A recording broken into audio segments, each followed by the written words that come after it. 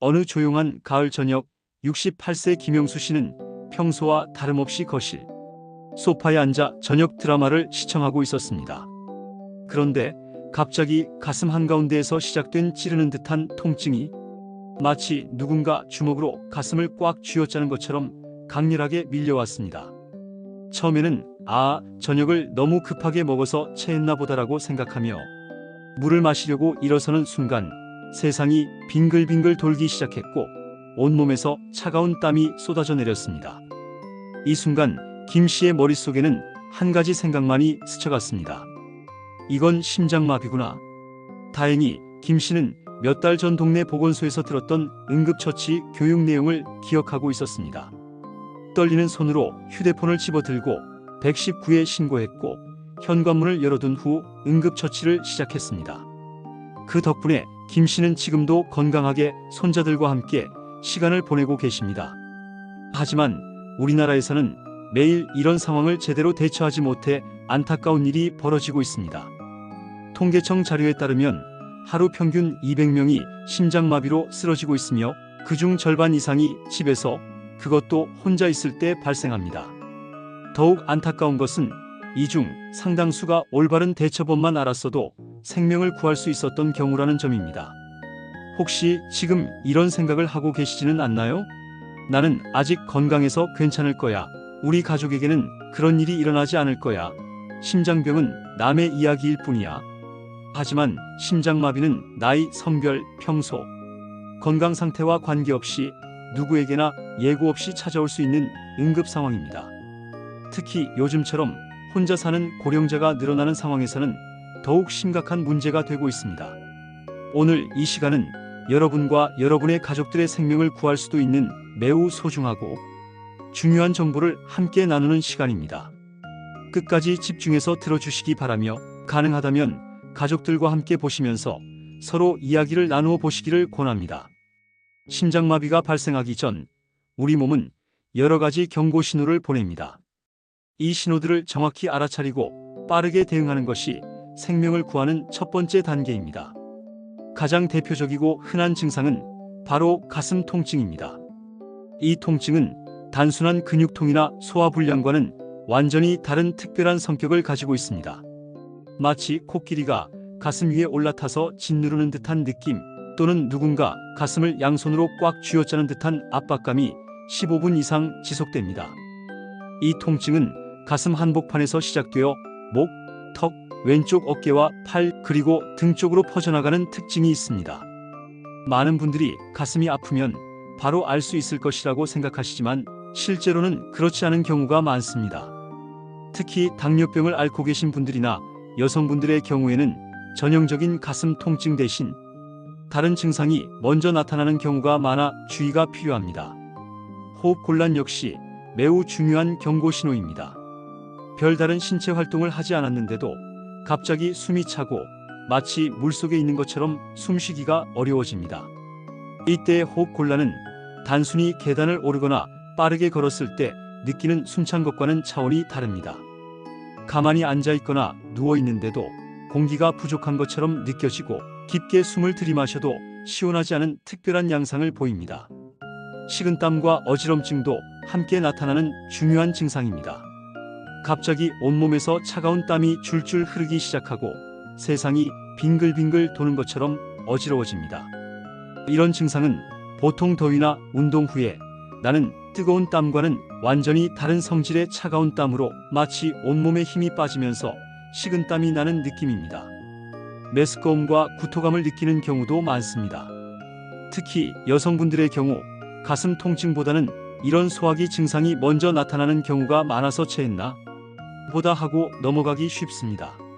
하지만 평소와 다른 심한 메스꺼움이나 구토가 다른 증상과 함께 나타난다면 반드시 의심해봐야 합니다. 72세 박정순 씨의 실제 경험담을 들어보겠습니다. 그날 아침에 일어나서 화장실에 가려고 침대에서 일어나는데 갑자기 가슴이 답답하고 왼쪽 팔이 저려왔어요. 처음에는 어깨가 결렸나 보다, 어제 손자 업어주느라 무리했나 하고 생각했죠. 그런데 시간이 지나도 나아지지 않고 오히려 더 심해지더라고요. 그러면서 식은땀이 흐르고 숨이 가빠왔어요. 그제야 이상하다. 이건 보통 일이 아니구나 생각이 들었죠. 박 씨처럼 많은 분들이 초기 증상을 다른 질환으로 오인하거나 대수롭지 않게 여기는 경우가 많습니다. 하지만 이런 증상들이 하나둘씩 나타나기 시작하면 절대 참아보자, 좀 쉬면 나아지겠지, 내일 아침에 병원에 가보자 같은 생각을 하시면 안 됩니다. 심장마비에서는 시간이 곧 생명이기 때문입니다. 혼자 있을 때의 생명을 구하는 대처법. 이제 가장 중요한 부분, 실제로 혼자 있을 때, 심장마비 증상이 나타났을 때 어떻게 대처해야 하는지 자세히 알아보겠습니다. 이 순서를 정확히 기억해 두시고 가능하다면 가족들과 함께 연습해 보시기 바랍니다. 첫 번째 단계, 즉시 119 신고하기. 심장마비로 의심되는 증상을 느끼는 그 순간 가장 먼저 해야 할 일은 망설임 없이 119에 신고하는 것입니다. 좀 더 지켜보자, 가족에게 먼저 연락해야지 같은 생각은 금물입니다. 1분 1초가 생명을 좌우하는 상황에서는 전문 응급의료진의 도움을 받는 것이 최우선입니다. 전화를 걸면 119입니다. 어떻게 되셨나요? 라고 물어볼 것입니다. 이때 당황하지 마시고 침착하게 심장마비인 것 같습니다. 가슴이 너무 아프고 숨이 안 쉬어져요 라고 말씀하세요. 그 다음에는 정확한 주소를 알려줘야 합니다. 서울시 강남구 역삼동 123번지 456아파트 7동 801호입니다. 처럼 구체적으로 말씀해 주세요. 매우 중요한 것은 전화를 끊지 말라는 것입니다. 응급의료진이 도착할 때까지 전화선을 통해 계속 지시를 받을 수 있도록 해야 합니다. 휴대전화라면 스피커폰으로 설정해서 양손을 자유롭게 사용할 수 있도록 하세요. 응급 상황에서는 전화요금 걱정 같은 것은 전혀 하지 마시고 119 요원의 지시에 따라 행동하시기 바랍니다. 두 번째 단계, 응급대원을 위한 준비하기. 119에 신고를 마쳤다면 응급대원들이 신속하게 접근할 수 있도록 환경을 준비해야 합니다. 가장 먼저 할 일은 현관문을 열어두는 것입니다. 심장마비 과정에서는 언제 의식을 잃을지 모르기 때문에 응급대원들이 도착했을 때 문을 열어줄 수 없을 가능성을 대비해야 합니다. 아파트에 사시는 경우라면 대문과 현관문을 모두 열어두세요. 그리고 가능하다면 복도나 엘리베이터 앞에 119 응급환자 -7동 801호라고 적힌 종이를 붙여두면 응급대원들이 더욱 빠르게 찾을 수 있습니다. 큰 종이가 없다면 작은 메모지라도 괜찮으니 눈에 잘 띄는 곳에 붙여두세요. 집안에 불필요한 장애물들도 치워두시면 좋습니다. 현관에서 거실까지의 통로에 있는 신발, 슬리퍼, 작은 가구들을 한쪽으로 밀어두어서 응급대원들이 들것을 들고 들어올 수 있는 공간을 확보해 주세요. 세 번째 단계, 응급약물 복용하기. 집에 상비해둔 응급약이 있다면 지금이 사용할 때입니다. 가장 중요한 것은 아스피린입니다. 아스피린 300mg, 즉 보통 크기의 아스피린 알약 1개를 씹어서 삼키세요. 물과 함께 그냥 삼키는 것보다 씹어서 먹는 것이 몸에 더 빠르게 흡수되어 효과를 발휘합니다. 아스피린은 혈전 생성을 억제해서 막힌 혈관을 뚫는 데 도움을 줍니다. 하지만 주의해야 할 점도 있습니다. 아스피린 알레르기가 있으시거나 평소에 와파린 같은 혈액 희석제를 복용하고 계신다면 아스피린을 드시지 마세요. 또한 위궤양이나 소화기 출혈의 병력이 있으신 분들도 주의가 필요합니다. 만약 협심증 때문에 니트로글리세린을 처방받아 복용하고 계신다면 이것도 사용하실 수 있습니다. 니트로글리세린 알약을 혀 밑에 넣고 녹여 드세요. 5분 간격으로 최대 3번까지 사용할 수 있지만 혈압이 급격히 떨어질 수 있으니 누워서 사용하시기 바랍니다. 네 번째 단계, 올바른 자세 취하기. 약물을 복용했다면 이제 심장의 부담을 줄이는 자세를 취해야 합니다. 바닥이나 침대에 등을 대고 편안히 누우세요. 이때 무릎을 살짝 구부려서 다리를 받쳐주면 더욱 좋습니다. 베개나 쿠션을 무릎 아래에 받쳐주어도 됩니다. 이런 자세는 심장으로 돌아오는 혈액의 양을 조절해서 심장의 부담을 줄여줍니다. 옷도 편하게 풀어주세요. 목 주변의 단추를 풀고 넥타이가 있다면 풀어주시고 벨트도 느슨하게 해주세요. 여성분들의 경우 브래지어도 풀어서 가슴 주변을 편하게 해주시면 호흡하는 데 도움이 됩니다. 숨쉬기 편한 환경을 만드는 것이 중요합니다. 주변 환경도 신경 써주세요. 창문을 열어서 신선한 공기가 들어오도록 하고 에어컨이나 히터는 적정 온도로 맞춰주세요. 너무 덥거나 추우면 심장에 부담을 줄 수 있습니다. 5번째 단계, 호흡 조절하며 침착함 유지하기. 올바른 자세를 취했다면 이제 호흡을 조절해야 합니다. 심장마비 상황에서는 공황 상태에 빠지기 쉬운데 이런 상태는 오히려 심장에 더 큰 부담을 주게 됩니다. 따라서 의식적으로 호흡을 조절해서 마음을 안정시키는 것이 매우 중요합니다.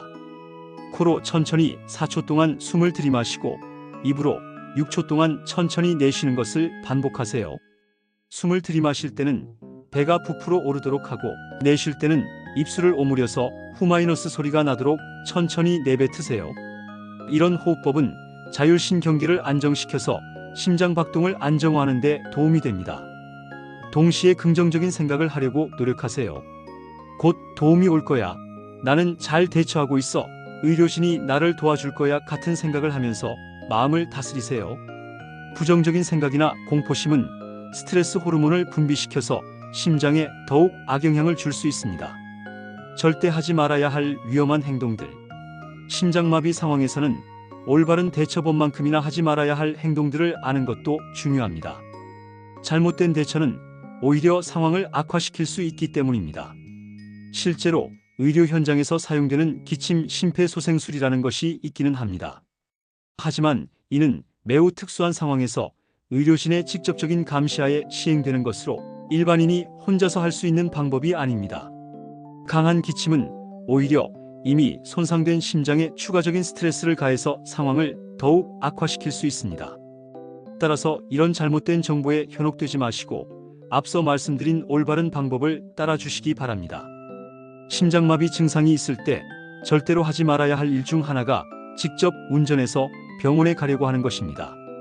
119를 부르면 시간이 오래 걸릴 것 같으니 차라리 내가 직접 운전해서 가는 게 빠르겠다는 생각을 하실 수도 있지만 이는 매우 위험한 판단입니다. 심장마비 과정에서는 언제든지 의식을 잃을 수 있고 심장 리듬이 불규칙해져서 순간적으로 정신을 잃을 수도 있습니다. 만약 운전 중에 이런 일이 발생한다면 자신뿐만 아니라 도로 위의 다른 사람들까지 위험에 빠뜨리게 됩니다. 실제로 이런 사고들이 종종 발생하고 있어서 매우 심각한 문제가 되고 있습니다. 심장마비 증상이 있을 때는 물이나 음식을 드시지 마세요. 의식이 흐려질 수 있는 상황에서 음식물을 섭취하면 기도로 넘어가서 질식할 위험이 있습니다. 또한 응급실에서 응급수술이 필요할 경우 위에 음식물이 있으면 마취 과정에서 역류로 인한 흡인성 폐렴이 발생할 수 있어 매우 위험합니다. 목이 마르다, 기운이 없으니 뭔가 먹어야겠다는 생각이 들 수도 있지만 응급 상황에서는 참으시기 바랍니다. 아파트나 다층 건물에 사시는 경우 1층으로 내려가서 응급차를 기다려야겠다는 생각을 하실 수도 있습니다. 하지만 이는 매우 위험한 행동입니다. 계단을 오르내리는 것은 심장에 큰 부담을 주며 만약 계단에서 쓰러진다면 더욱 심각한 외상을 입을 수 있습니다. 응급대원들은 어떤 층이든 올라갈 수 있는 장비와 훈련을 받았으니 여러분은 편안한 곳에서 기다리시면 됩니다. 실제 생존자들의 생생한 경험담, 준비된 대처로 위기를 넘긴 이춘자 씨 74세의 이야기. 그날 저녁은 정말 평범한 저녁이었어요. 혼자 집에서 뉴스를 보면서 귤을 까먹고 있었는데 갑자기 가슴 한가운데가 바늘로 찌르는 것처럼 아프기 시작했어요. 처음에는 귤을 너무 많이 먹어서 체했나 하고 생각했죠. 그런데 시간이 지나도 나아지지 않고 오히려 더 심해지더라고요. 그러면서 왼팔까지 저리 오기 시작했어요. 평소 동네 보건소에서 들었던 심장마비 교육이 떠올랐어요. 이건 심장마비 증상이구나 하고 바로 깨달았죠. 그래서 바로 119에 신고하고 현관문을 열어두고 약국에서 사둔 아스피린을 씹어 먹었어요. 그리고 침대에 누워서 천천히 숨을 쉬면서 기다렸어요. 응급차가 도착하는 데까지 약 8분 정도 걸렸는데 그 시간이 정말 길게 느껴졌어요.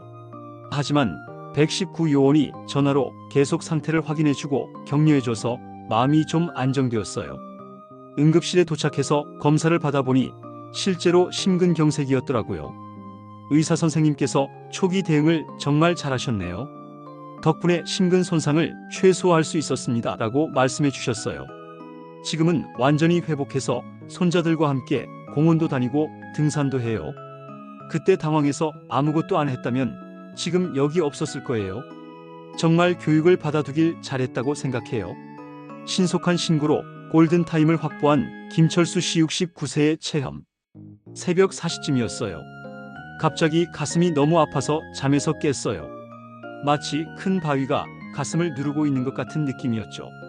식은땀도 나고 숨도 제대로 안 쉬어지더라고요.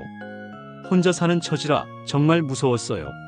하지만 몇 년 전에 아내를 심장마비로 잃은 경험이 있어서 이 증상이 뭔지 바로 알 수 있었어요. 그때 아내는 괜찮다, 좀 쉬면 나아질 거야 라고 하면서 병원 가는 것을 미뤘다가 결국 늦어버렸거든요.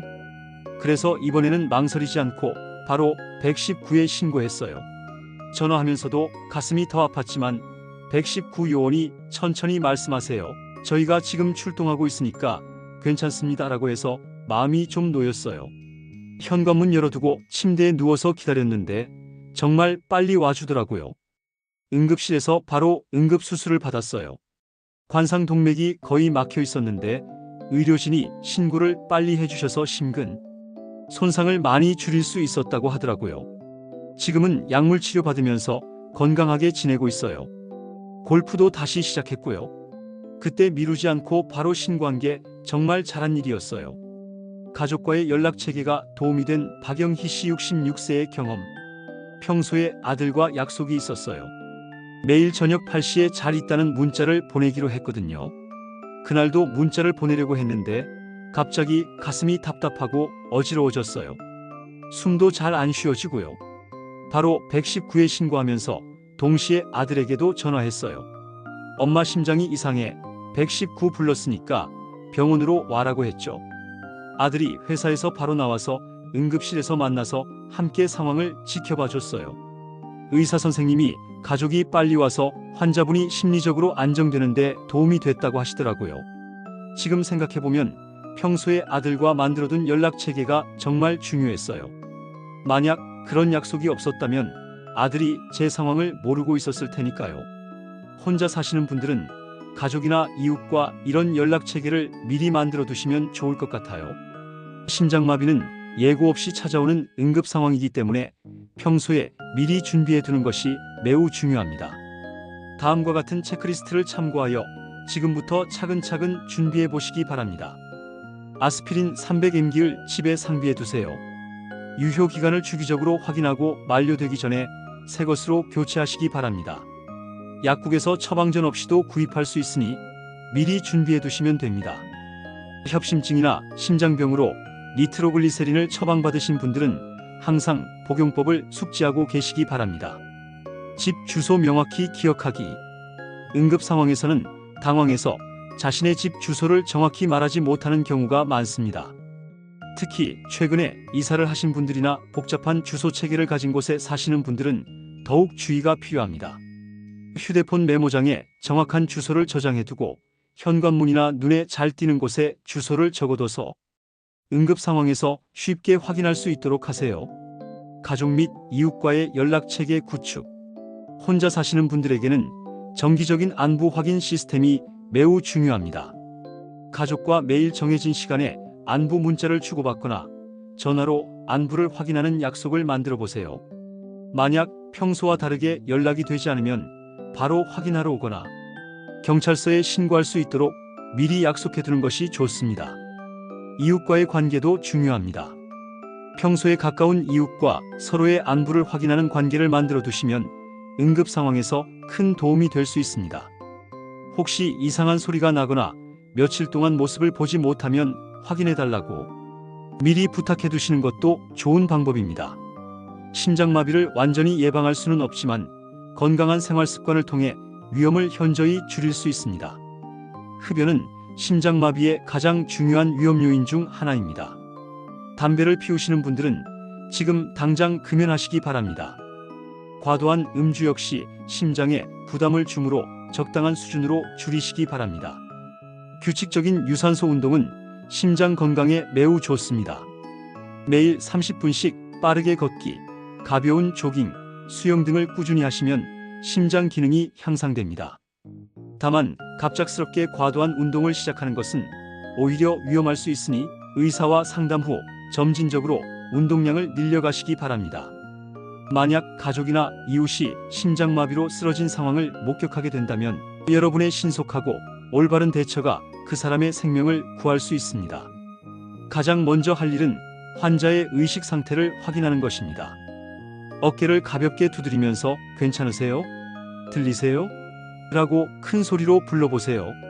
만약 반응이 없다면 즉시 119에 신고하고 주변에 다른 사람이 있다면 도움을 요청하세요. 119에 신고할 때는 심정지 환자입니다. 의식이 없고 호흡하지 않습니다 라고 명확히 말씀하세요. 그러면 응급의료 지도사가 전화로 심폐소생술 방법을 안내해 줄 것입니다. 오늘 우리가 함께 나눈 내용들이 여러분과 여러분, 가족들의 소중한 생명을 지키는데 도움이 되기를 진심으로 바랍니다. 심장마비는 누구에게나 예고 없이 찾아올 수 있는 응급 상황이지만 올바른 지식과 준비가 있다면 충분히 극복할 수 있는 질환입니다. 가장 중요한 것은 증상을 빨리 알아차리고 즉시 119에 신고하는 것입니다. 좀 더 지켜보자, 괜찮아질 거야 같은 생각은 생명을 위험에 빠뜨릴 수 있습니다. 의심스러운 증상이 나타나면 망설이지 말고 전문 의료진의 도움을 받으시기 바랍니다. 또한 평소에 미리 준비해 두는 것이 매우 중요합니다. 응급약물을 상비하고 가족과의 연락 체계를 만들어 두고 건강한 생활 습관을 유지하는 것만으로도 생존 가능성을 크게 높일 수 있습니다. 이 정보를 혼자만 알고 계시지 마시고 가족들과 이웃들에게도 널리 알려주시기 바랍니다. 여러분이 전하는 이 지식이 또 다른 생명을 구할 수 있습니다. 마지막으로 심장마비는 충분히 치료 가능한 질환임을 기억해 주세요. 적절한 치료를 받으면 일상생활로 완전히 돌아갈 수 있습니다. 너무 걱정하지 마시고 오늘 배운 내용들을 잘 기억해 두셨다가 필요할 때 활용하시기 바랍니다. 여러분과 여러분의 가족 모두가 건강하고 행복하게 지내시기를 진심으로 기원합니다. 감사합니다.